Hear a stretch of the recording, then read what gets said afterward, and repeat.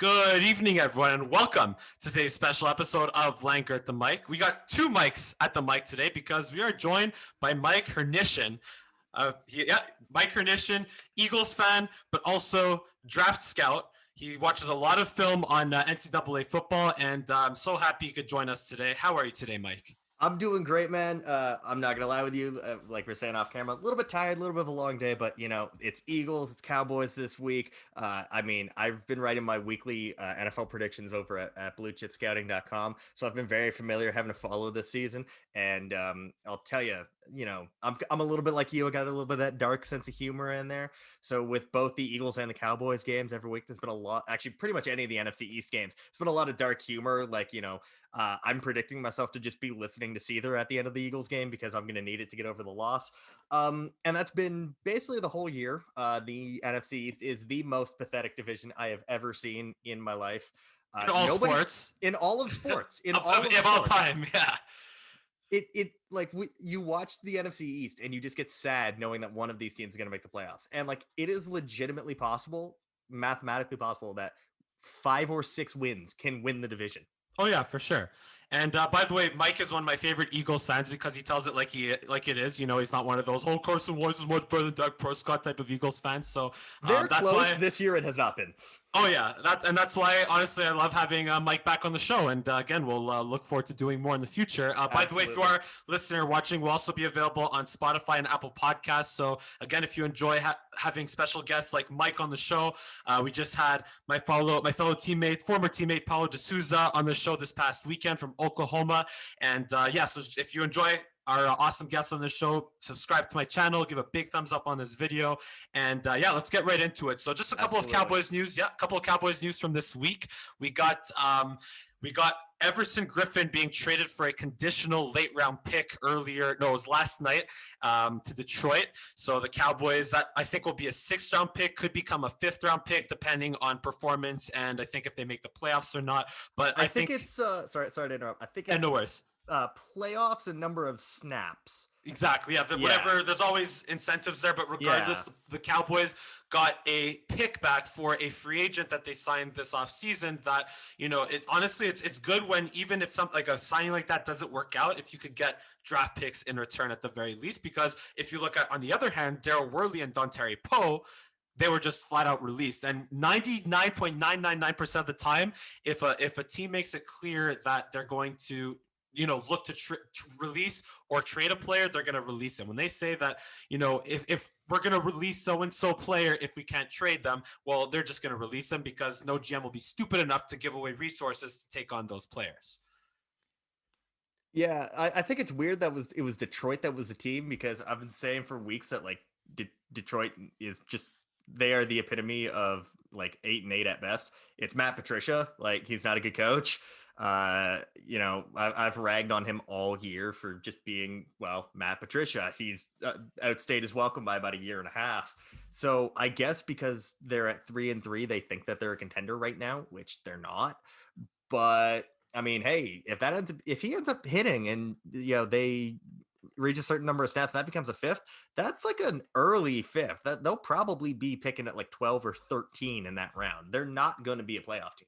Yeah, but you never know, though. You never know. And honestly, for a player like what Griffin can do, especially as a 4-3 defensive end and not a 3-4, 2-point stance linebacker, if that helps Detroit, maybe you get to 9-7, maybe you get that last wildcard spot in the NFC, then look, it could be good for them. But like you said, Cowboys have a ton of draft picks in this year. And that's why Mike is on the show today, because not only will we do an Eagles-Cowboys preview this week, because there isn't really that much to preview, at least from the Cowboys side. But we're going to talk about, we're going to give our initial takes on the top picks in the draft, because like I said, Mike, it does a lot of work in terms of watching film. You could follow him actually on Twitter at Mike_draft, correct? Mike H. underscore draft. Mike H. underscore draft. Follow him on Twitter with Blue Chip Scouting.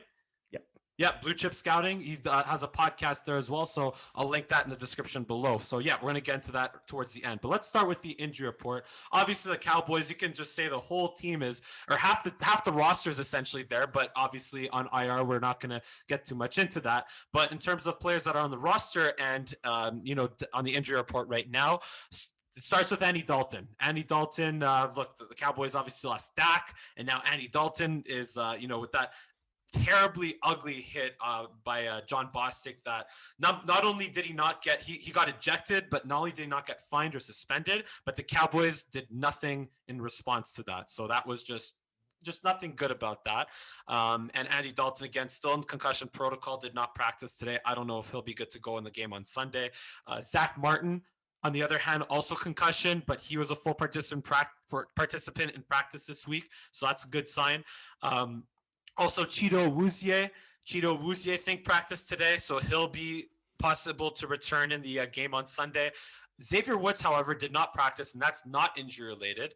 I don't know if there's going to be a trade in the works there or what, but we'll keep an eye on that. Xavier Woods, the guy who there's an ugly play. I'm going to go a little bit off tangent here, but on film, there's an ugly play where he's in perfect position to make a play on Antonio Gibson this past Sunday, but he was in good position, but he was just faced the completely wrong way. And instead of stopping him at the Washington or at the Dallas 20-yard line, he stopped him like inside the 5. He let him get the Jalen Mills special. Exactly. Yeah. Just was in terrible position. And Xavier Woods, by the way, I mean, that's not saying much, but he's one of the best defenders on the Cowboys roster right now. So, and he's also a free agent at the end of the year. So maybe, again, him not practicing right now could mean maybe he'll get traded. But if he doesn't get traded, then the Cowboys should definitely look to re-sign him to something, because you don't want to especially at this stage of the season, you don't want to let pending free agents walk for nothing. So, Mike, give me the Eagles injury report.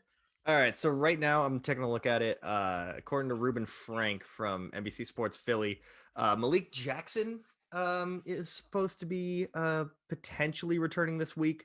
Also, Miles Sanders is not quite ready to practice just yet. Same with Alshon Jeffrey, which has been one of the big reasons why there's been a lot of turnovers with the Eagles. For one, Carson Wentz has had no offensive line blocking him because Andre Dillard's out for the year. Brandon Brooks is out for the year. Isaac Seumalo, the starting left guard, has been injured. Those guys have had their backups also get injured. Jason Peters got banged up. I believe the Eagles have 7 offensive linemen on their injury report that are either out for a majority of the year or are already out for the year, which is terrifying. They're putting out people like Nate Herbig, who I did not know was a Philadelphia Eagle until week 1. And then they actually started a left guard this past week where I didn't know who he was. I didn't watch him in college. I have never heard of this human being before. Jordan Mailata, a former 7th round pick, is starting at left tackle. And he is a former rugby player. So he had never actually played a snap of football before starting at left tackle. So I guess you could really raise the question as which offensive line is in a worse state right now. The Cowboys, who have basically the only borderline veterans, I guess you could call them, on the line, are the left guard Connor Williams and left tackle Cam Irving. But then center Tyler Biotish, a good rookie, but still a rookie. Right guard, you have Connor McGovern, 2nd-year, 3rd-round pick, who the fact that it took him this long to get playing time is a big concern. He was supposed to be a lot better, but clearly the coaching staff decided to put Joe Looney and give other guys a shot ahead of McGovern. And then right tackle Terrence Steele, who's just been a nightmare all year thus far, undrafted free agent rookie. So I watched Terrence Steele down when I was in Mobile, Alabama for the Senior Bowl, and he was bad. He was just bad. They were talking about maybe he could sneak into like round 6 or 7, and he was one of the worst offensive linemen down there. It was awful. And honestly, I said this in my post game against in that Browns game, that post game show against the Browns, is why, and also guys like Jeff Kavanaugh and people from 105.3 The Fan in Dallas were saying this, why start Terrence Steele when Brandon Knight is the better player? And then within 2 drives or 3 drives, Terrence Steele gave up a sack to Myles Garrett and then a forced fumble, but to Myles Garrett. So yeah, and right now, just by numbers game, by virtue of the way the line is right now, he's the one playing all the snaps at right tackle for the Cowboys. But I would almost say the Eagles' offensive line, from what you're saying, is in a worse state. What do you think? It's bad because, again, when you think about it, Andre Dillard was supposed to be the starting left tackle. He's out for the year. Brandon Peters is rushed in week 1, not ready to play, not in good football shape, because he wanted to be paid starting left tackle money in order to play left tackle. And then he gets banged up. Lane Johnson was out. Brandon Brooks tore his Achilles. Jason Kelsey is the only guy that would normally be starting on this team that has played more than like 1 or 2 games. I think Lane Johnson has worked his way back. If I'm not mistaken, he has, but it has been bad. And then when you not even outside, like, the Cowboys offensive line is banged up, but you still have a healthy Zeke, even if he kind of looks mentally checked out. And then you still have CeeDee Lamb, you still have Amari Cooper, and you still have Michael Gallup, right? Like all those guys are healthy, correct? But there's a big problem is that if Andy Dalton or Ben DiNucci has under 1.5 seconds to get the ball out, True.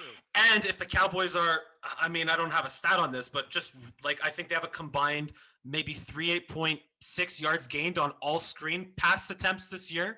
So I like, yeah, it's just not the Cowboys pass game right now, and that's what we'll get into right now. Just a quick little preview, and again, I'll give Mike the show, or Mike Hrynyshyn the show, not Mike Lang, but I'll give Mike the show on this one because I want to talk about.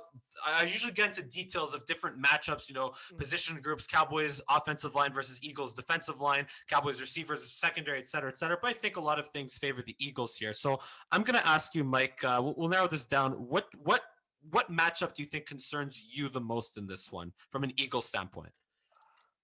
Well, you mentioned Ben DiNucci not having a lot of time to throw, and that is true.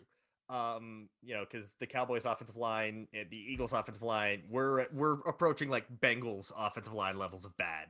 Yeah, we're probably even worse. And we the might Eagles, actually be worse. Yeah, and between Fletcher Cox, Malik Jackson, Brandon Graham, like we all know that defensive line. Josh Sweat, it's Sweat, scary. The Reds, I almost said Redskins, excuse me, football team, the front seven just feasted on the Cowboys offensive line. I think they had 6 sacks, so we should expect the same thing from the Eagles as well. But what about the Eagles secondary versus the Cowboys wide receiver? Even if the Cowboys have or Ben DiNucci only has 1.5 seconds to get rid of the ball, what do you think about that? Well, sorry, I'm trying to keep my cat at bay. I know he's going to hop up on the screen in a minute. Cats for the win. Cats for the win, always. There's a very easy way to move the ball against the Eagles through the air. None of our linebackers can cover. None of them. Not a single one of them. There we go. Up goes the cat. But yeah, I have for the entire season been calling, for the Eagles to make some move at linebacker.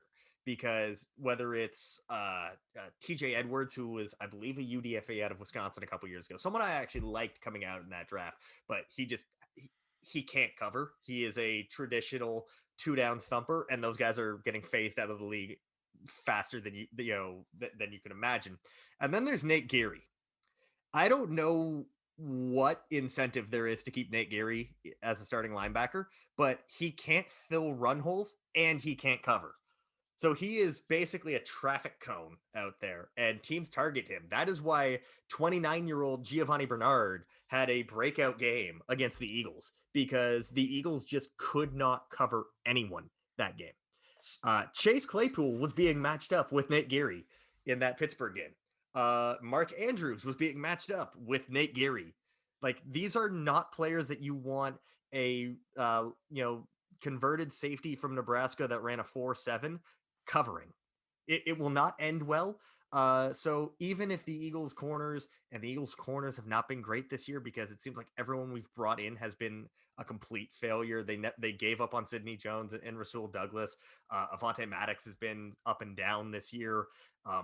And Darius Slay has frankly been a flop. And then the safeties just aren't as good.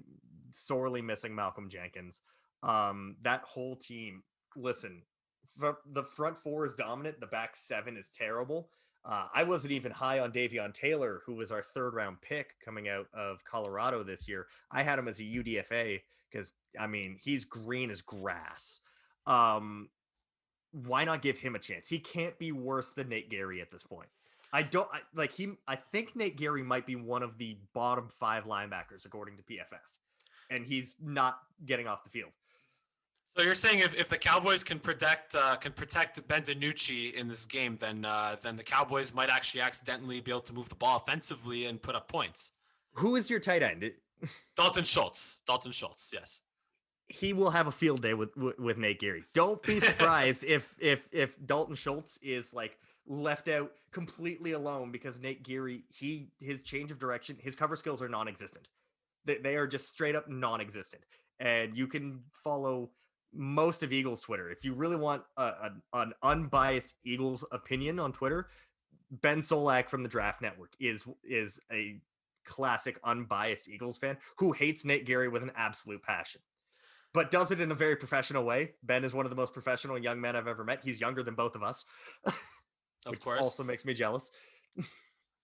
No, but yeah. So, what would you be more concerned about? So, do you think the Cowboys have a better chance targeting, like you said, Nate Geary, even if, like I'll keep saying it, that DiNucci is Ben DiNucci, a 7th-round rookie coming in at quarterback, 3rd-string quarterback coming in and targeting Dalton Schultz or Michael Gallup, CeeDee Lamb, Amari Cooper, or what about Zeke? What about Zeke? Do you think Zeke has a chance to pick up to pick up yards in this game? Yeah, I think Zeke as a receiving option is going to be a great option for Dallas. I was talking with my co-host about this off air last night. One, I don't understand why this is a Sunday night football game. If they were worried about Tampa and Oakland being a blowout and they flexed it, this game needs to be flexed yesterday. This could be moved to 2 weeks ago. 2 weeks ago. Yeah. But this game is either going to be 45-43 or it's going to be 9-6. Oh yeah, 100%. There's no in between. There's no in between with this game.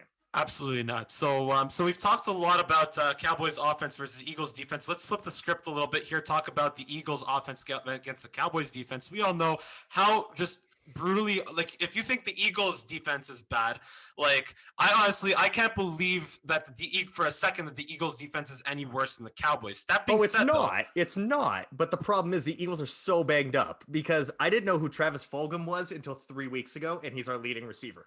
True. But then I actually went back and I found that Travis Fulgham was on my big board from his draft year and was like a 6th or 7th round dude on my board. Yeah, so good for Travis Fulgham. Jalen Reagor is working his way back from, I want to say it's an ankle injury, which is, especially for a speed guy, you want to know how that affects him. We're not entirely sure how much Deshaun Jackson is going to be affected from another, frankly, dirty hit that he took last week.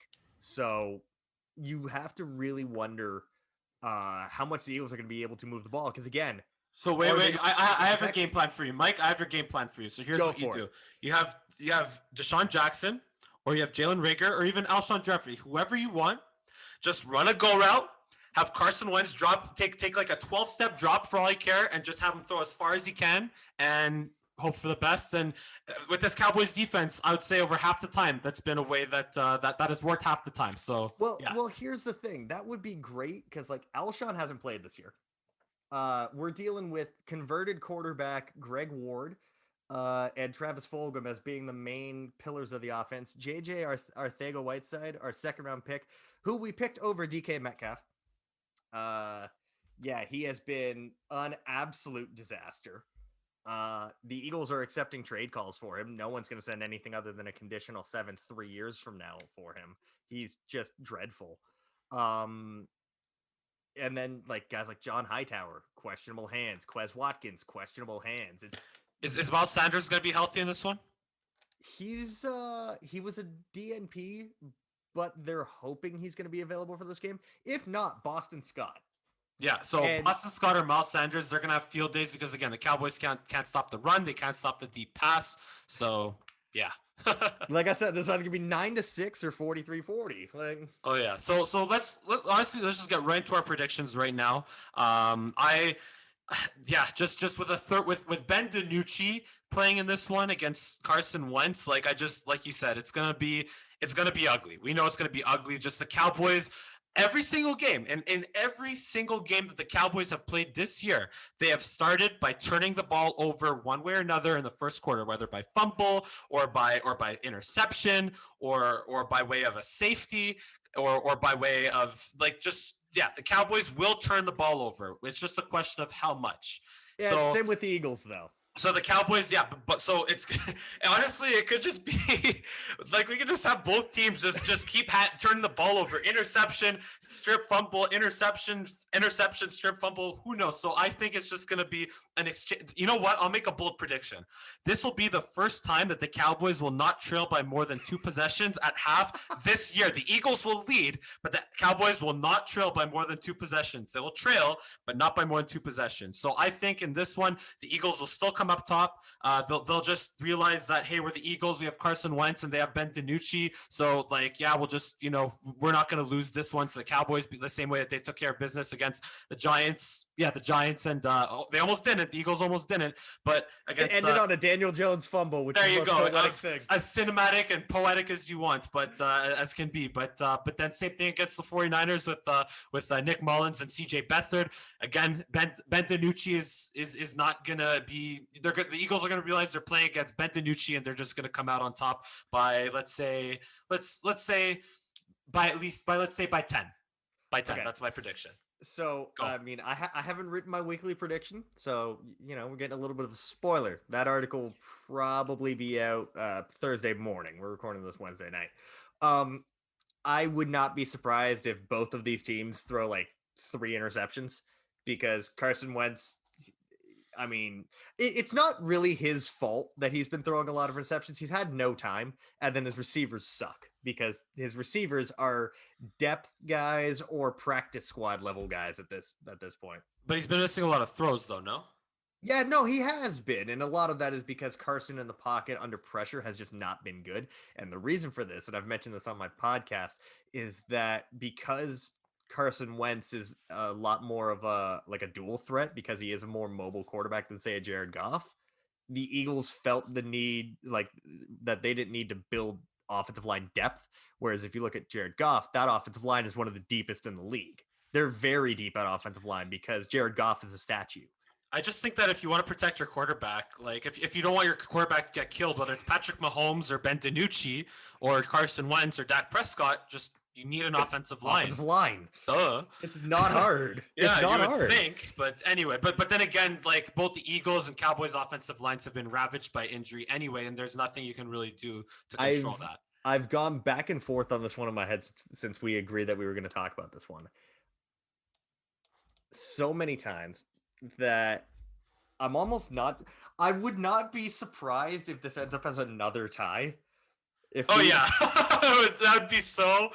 would be also so poetic if it just. Oh yeah, no. If this ends in a tie, I'm not surprised. I honestly think that this is probably going to be closer to that 9-6 final score, just because I doubt the Eagles' ability to move the ball. Yeah, your YouTube videos are your YouTube. It's okay. No worries. But yeah, I would not be surprised if this game ends up being like 17-14. Sure, because I honestly think that these defenses, which have played bad, are just going to be able to luck into enough interceptions to keep this game competitive and low scoring, despite how bad our defenses are. Oh yeah, for sure. It's going to be a crap show either way. Just a matter of you choose what kind of crap show it's going to be. But what will hopefully not be a crap show is the Cowboys will hopefully have a top pick out of this crap show of a season. We're either getting top 10 picks or we're making the playoffs.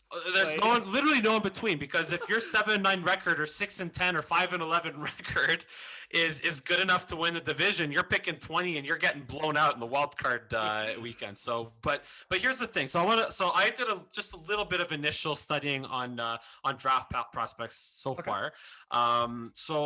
So here's my take. So obviously Dak is down with an injury, with his out for the season with his ankle injury, but expected to make a full recovery for 2021. So that's great.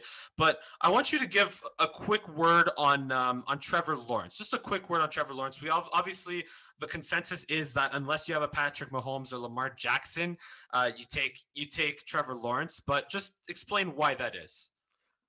So Trevor Lawrence has been basically anointed as a chosen one since he was in his senior year of high school.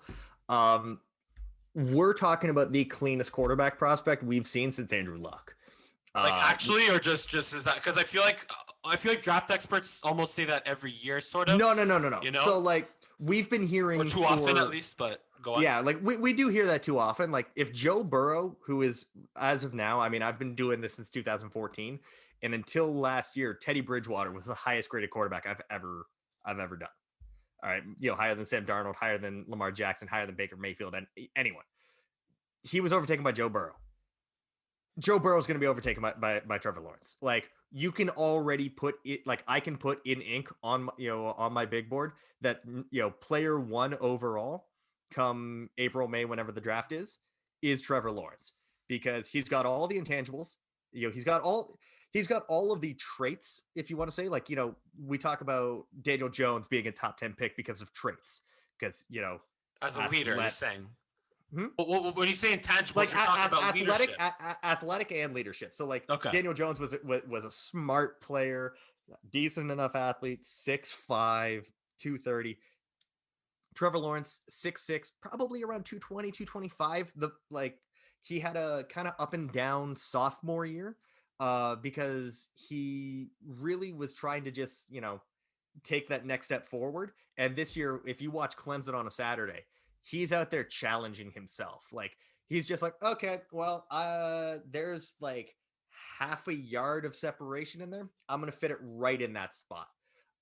He's thrown 2 interceptions all season. He's thrown like 20 touchdowns. He's rarely played in the second half. Clemson's just running the score up on folks because they have to in order to, remain the number one team in the country because the ACC is so weak. But I'll be honest with you, if you're the Cowboys, you're not sniffing Trevor Lawrence. The only way you're like anyone other than the New York Jets get Trevor Lawrence is if like the Cincinnati Bengals finish as the worst team in the league because they'll demand a king's ransom. Like So we are talking at least 3 first-round picks for a team that trades out of number 1 for Trevor Lawrence.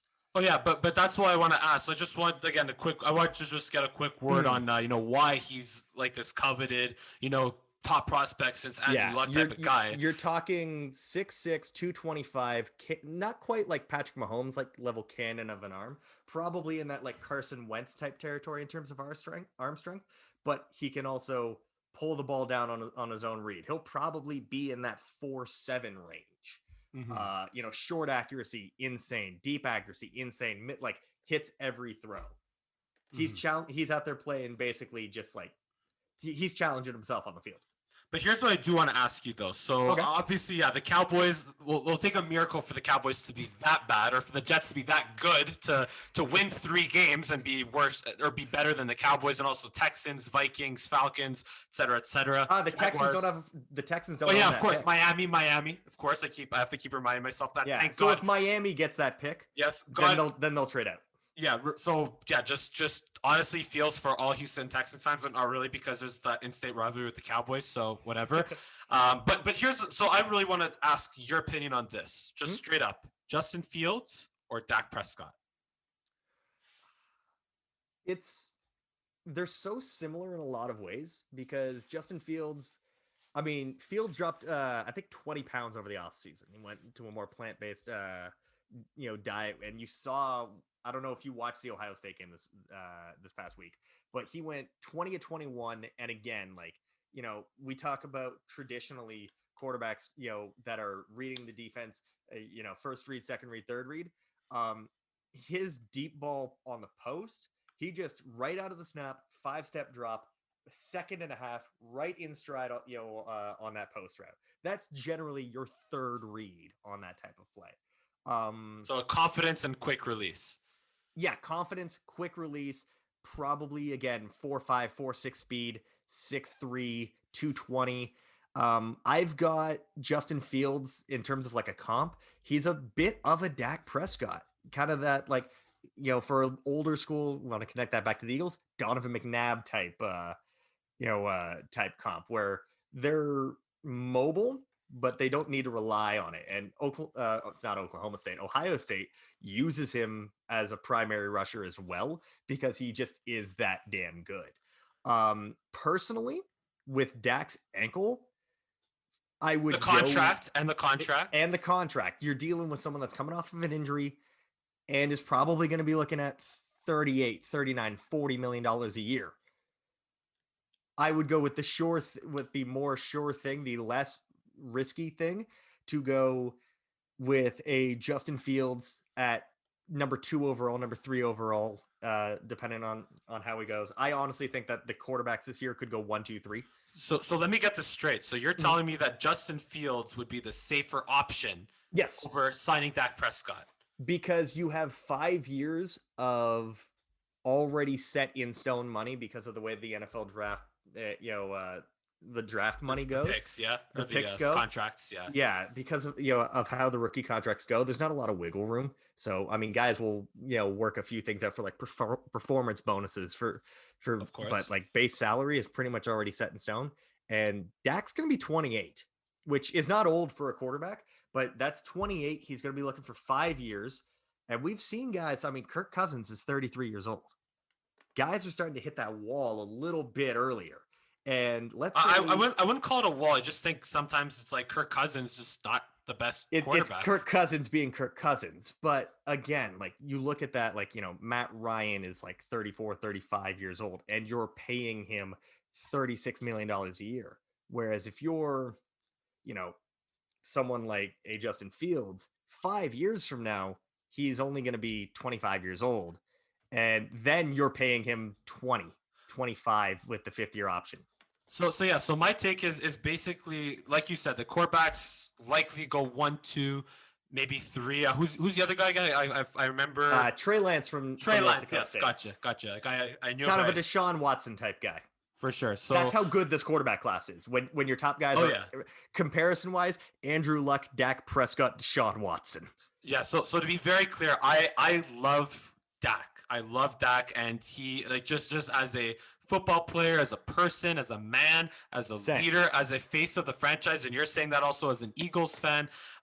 Like just I want nothing but the best for Dak Prescott, but NFL football is a business, and I'm just based on what you're saying, based on, I mean, I'm not just going based on solely Hmm. what you're saying, but I know your draft prospects. I know you study up, and I trust your take, and I also know Jeff Kavanaugh from 105.3 The Fan is saying that, and I know a lot of other Cowboys fans are saying the same thing, that if it comes down to drafting Justin Fields versus signing Dak Prescott long term, unfortunately, the right thing to do is to indeed draft Justin Fields at that number 2 spot, The which will likely be if the Cowboys are in a position to do so. Yeah, you need to be like, honestly, there are a lot of QB needy teams right now, especially the ones that are bad, because the Jets are obviously going to move on, and then you have to think like the But here's Indianapolis Colts, if I could may they move say, up?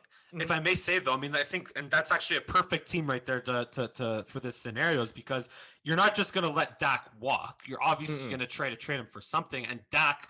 I'm not saying he'll be worth a king's ransom. He won't be worth like to a top 3 pick in this draft with all the good quarterbacks. But what do you think? Do you think one of those teams that are quarterback needy, maybe even at the top of the draft, decide Dak Prescott over Trey Lance and maybe make the move for Dak? What do you think? So in terms of the quarterback needy teams, obviously Like the Colts also. the Colts have been linked to Sam Darnold, which, I mean, very low risk. He'd be in the 5th year, and then if he's bad and the team's bad, they can always just replace him next year. The teams that I could actually see going for Dak, whether it be a trade via free agency, I think the only way that the Cowboys are in an interesting situation right now, because they can't really trade him now, because no one's gonna attach that with the risk. So you kind of either have to tag him again and then hope to God you can find a trade partner, or you have to just you if he walks, you're gonna get a 3rd round comp pick for him. But if you're letting him walk, you may be in that like 5 or 6 range, and then you're gonna have to package some picks and hope that you can move up to like 2 or 3. Oh, Because but they're not going to let him walk if they're not in a position to draft yeah, If they're not, exactly. they won't let him walk. Like I don't envision Mhm. a scenario where the Cowboys like they would not allow Dak Prescott to walk if they're not 100% in a Mhm. position to take Justin Fields or Trevor Lawrence. Yeah, and but if you want to talk about teams that could potentially take Dak off, True. off the books, you're looking at maybe the former Washington football team, because Dwayne Haskins, they're already trying to get rid of him. Kyle Allen, not the future. Alex Smith, not the future. I could see Washington and maybe Cleveland. Mm-hmm. Oh yeah, with Because Baker. I have said before that Baker is a QB that you can win with, but you don't win because of. Dak is a 100%. quarterback you win because of, and the Browns have a good offensive line to protect him For sure. and a And good running game yeah, the and Browns have Odell everything. Beckham Well, not anymore for this year, unfortunately. Yeah. and Jarvis Landry. But yeah, Jarvis Landry and even Austin Hooper and Yeah, Harrison Bryant, Kareem Hunt, they're soon Nick loaded. Chubb back. Yeah, oh yeah, they're loaded. And but yeah, just anyway. So coming back to the draft though, yeah, just I hate talking about this, but yeah, just I definitely if the Cowboys are 100% a position to take Justin Fields and not and instead of paying Dak, like yeah, it's just it has to be that because Mm. the Cowboys also on offense, they can be really good. They are also set on offense. But now let's turn it over to the defensive side. Couple of very good prospects on the defensive side in the top 5, top 10 on this board. Micah Parsons, Greg Rousseau, Micah Parsons, the linebacker, Greg Rousseau, the defensive lineman, Kwity Paye, the defensive lineman, Patrick Surtain, the defensive back, and Caleb Farley, the defensive back as well. So I know I said a lot of names there, Mike, but try as best you can to give me your best reports on or who stands out to you the most of that group. Okay, so let me bring the only one that I don't have a true report on right now is Kwity Paye. Just because I never really got into his film over the summer, but in the first game of the season against Minnesota, it didn't matter whether he was matched up on the right or left. It was a little bit easier for him going against the right side of the Minnesota offensive line, just due to the Golden Gophers being decimated by injuries on that side. But left or right side, he was having his way with them. He's built a lot. He's built very similarly to Brandon Graham of the Eagles, who is also a Michigan guy. He's 6'3", 260. They're saying he could run like 4.6, and his projected 3 cone is like wide receiver good Like at under 6 point. Wait, 3 cone, yeah. Yeah, his 3 cone could be like receiver esque numbers, like Jerry Judy 3 cones. Like, sorry, maybe Jerry Judy's wasn't that great. CeeDee Lamb And as a type defensive lineman. as a defensive lineman. He Yeah, is so I was confusing my drills there. My bad. yeah, he is freakishly athletic and incredibly strong. He would be great if you're picking in the top 10. I don't think that right now he's got enough production to warrant it. Greg Rousseau, the kid from Miami, he opted out of this season, as did Micah Parsons and Caleb Farley. So I'll lump these guys together. Greg Rousseau was a rotational player last year. He wasn't actually an official starter for Miami and still put up 15 and a half sacks, which was second only to Chase Young. We're talking about a guy that's 6'7", 265. Again, he's incredibly raw. But when you put up 15 and a half sacks and you're hearing your name talked about as a top 10 pick, you don't have to risk, this year. He's going to go top 10. Really good athlete. Again, he just may not quite be ready. And for a team that's already had to deal with players like Randy Gregory and Taco Charlton. That's the Taco biggest. Charlton. That's the biggest comparison I can think of when you're talking about a guy who's raw in college and Yeah. and it just you're trying to rush him. This is Randy Gregory Yeah.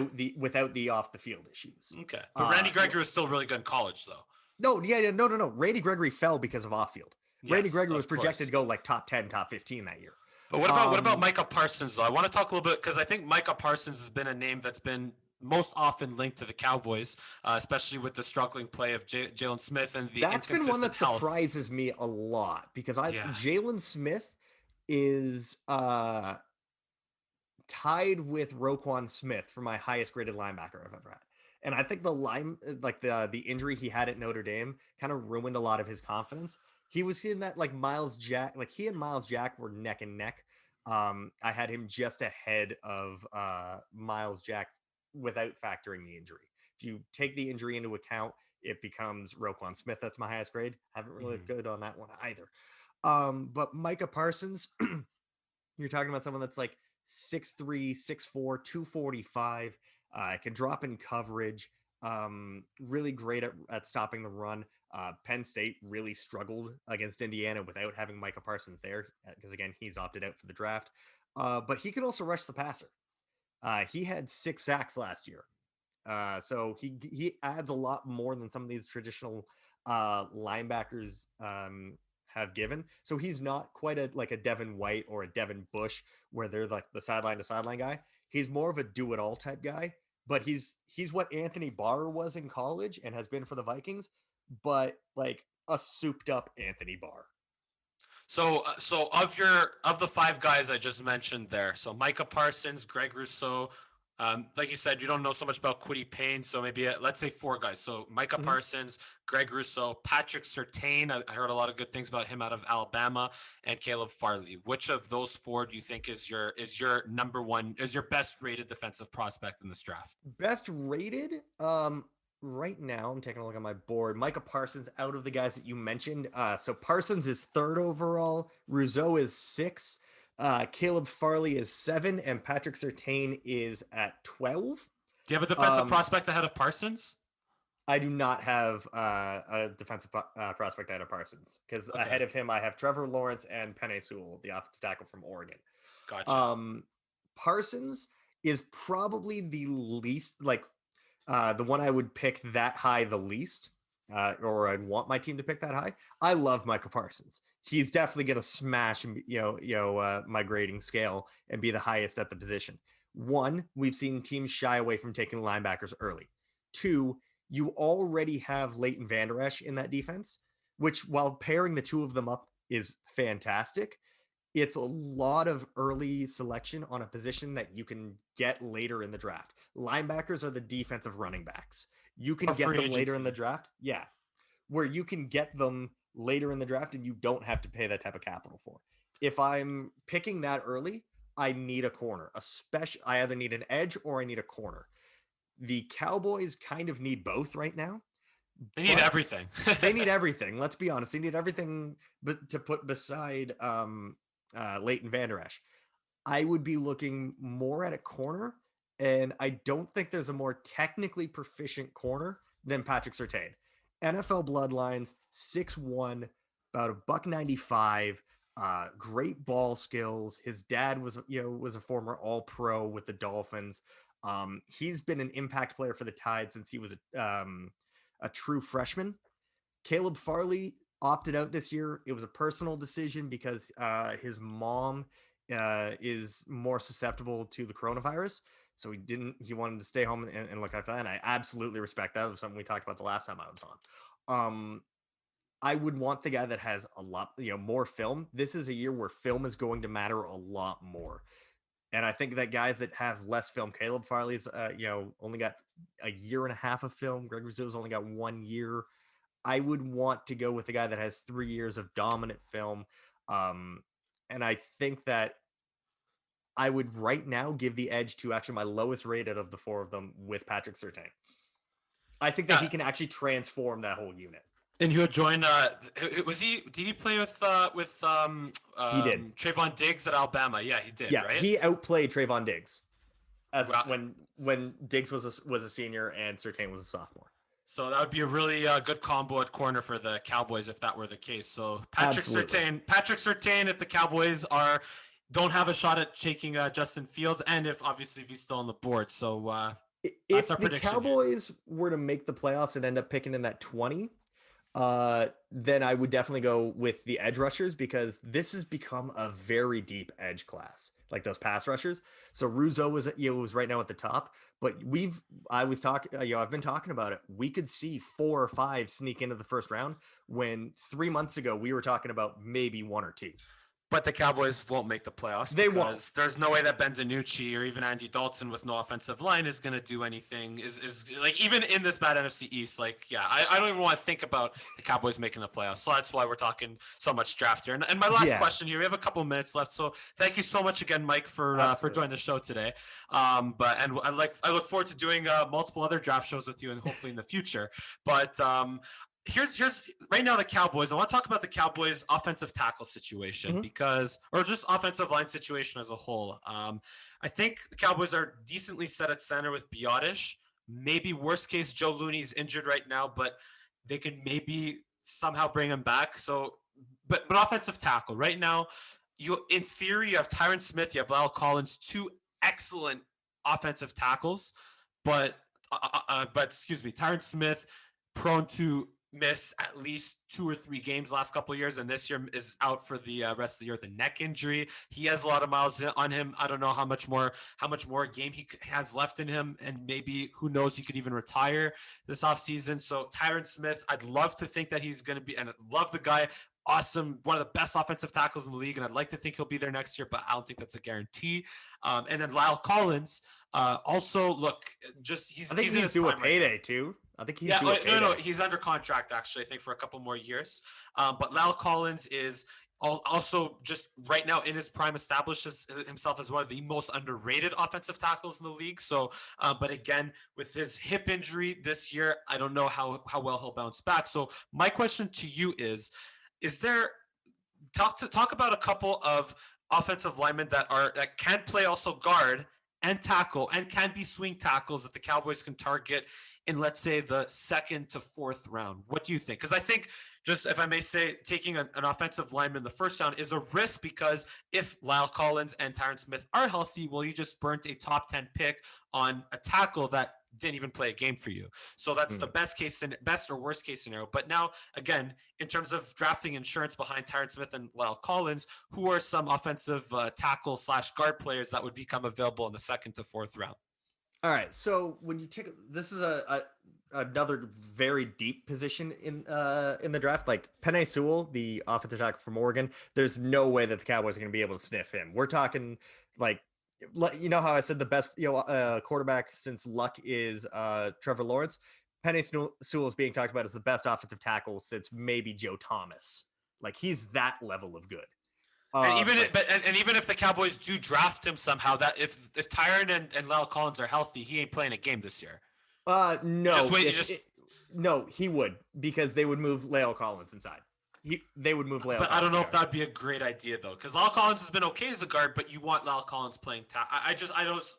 I would rather take a defensive player as the Cowboys in that situation. I'll put it this way: if Penei Sewell is drafted by by the Cowboys, if they decide that that's their guy, one of Tyron Smith or Lale Collins is gone. Like you don't draft Penei Sewell to not play him. You are looking at someone that like can absolutely transform your offensive line. But if you decide that you're going to go round two, this is really where the offensive tackle class takes off. Alex Leatherwood, the senior offensive tackle from Alabama, he can play both. He started off as a tackle.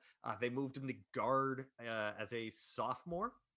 Um, like he was a backup offensive lineman, and then as a sophomore, he played guard.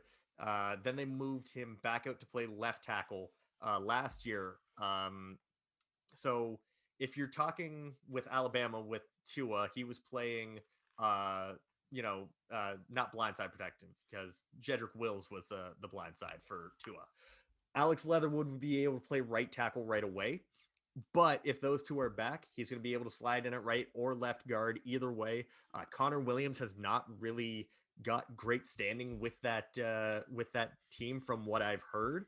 Sam Cosmi from Texas, he's a lot of that same type of player that Connor Williams was.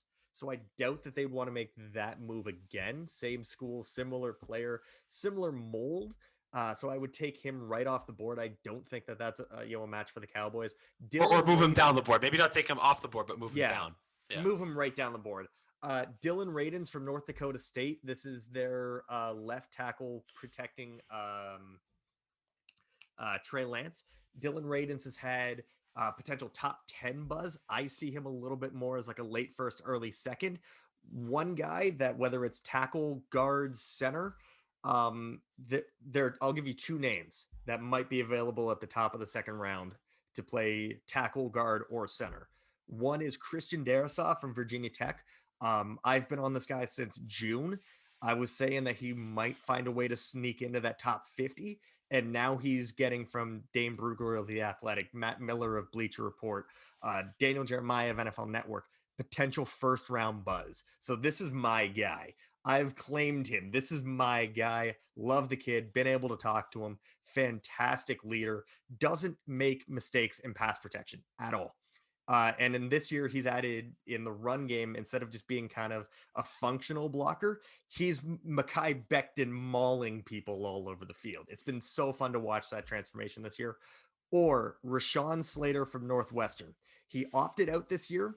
And the reason I think that he's going to be better inside, he reminds me a lot of Cody Whitehair for the Bears, who was a left tackle at Kansas State and was drafted to play center.